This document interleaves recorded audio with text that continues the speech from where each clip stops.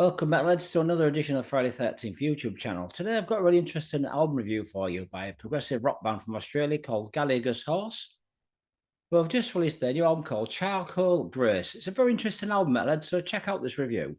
Now, I've just recently discovered this band, and these guys have been around for many years now. They're originally from Australia. So these guys were formed back in 2011 in Brisbane, Queensland, in Australia. Now, the current lineup is on vocals is Jim Gray, would also have Sam Vallen on lead guitars. On bass guitar, would have Dale Prisian, and on drums, Josh Griffin. Now, the band have had quite a lot of success in Australia, and in 2015, the band released an album called Bloom. This really got them in the charts in Australia. In 2011, the band released their debut album. This was called Moments from Ephemeral City. This was followed by an EP called Colossal in 2011 as well. Both the album and EP were signed to Welkin Records.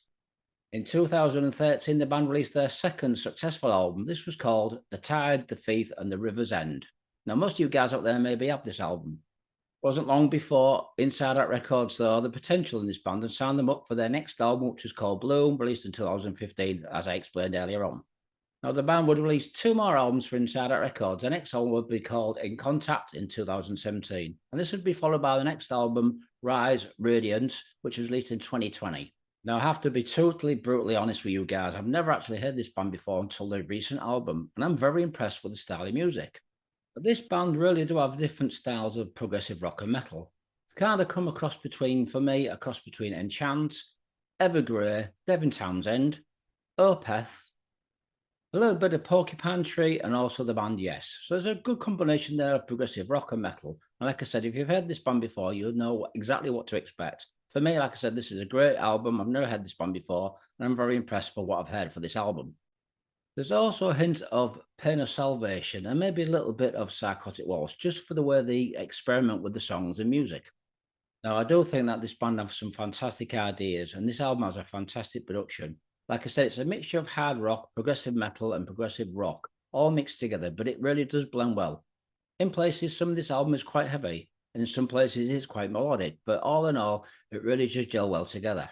Now, this album was produced by Sam Vallen, who's done a fantastic job.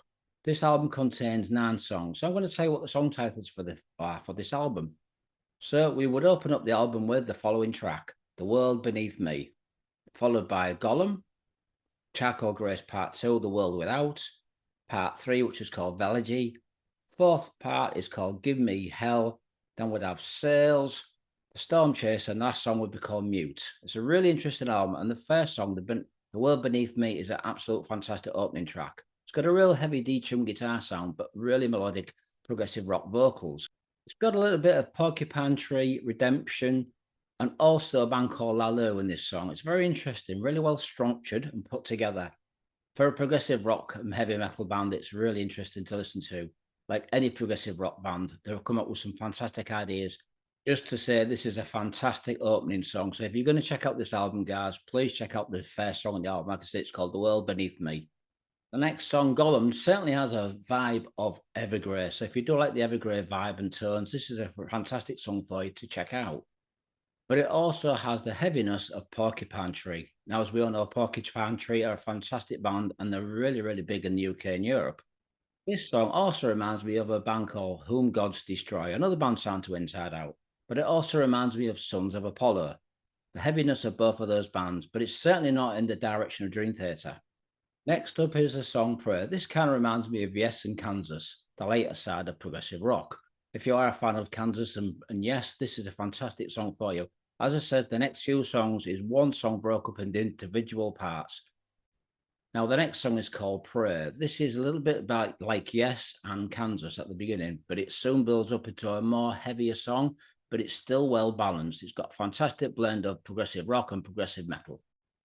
Next up is A World Without. This is a really interesting song because it kind of reminds me of a little bit of the harmony vocals that Pain of Salvation would do. If you like Pain of Salvation, this has kind of got some ideas cross between Pain of Salvation and Porcupine Tree. All in all, this is a really good album. I'm really going to check out the early material about this band because I'm impressed with this album. I'm going to give this album 4 out of 5, folks. It's a brilliant album. If you've not heard it, check it out. If you've heard the early material, you'll know what to expect. This is a fantastic album, folks, so please check it out. So this album has just been released on Inside Out Records recently. It's called Charcoal Grace. It's by Gallia's Horse, fantastic band from Australia. Thanks for watching, Metalheads.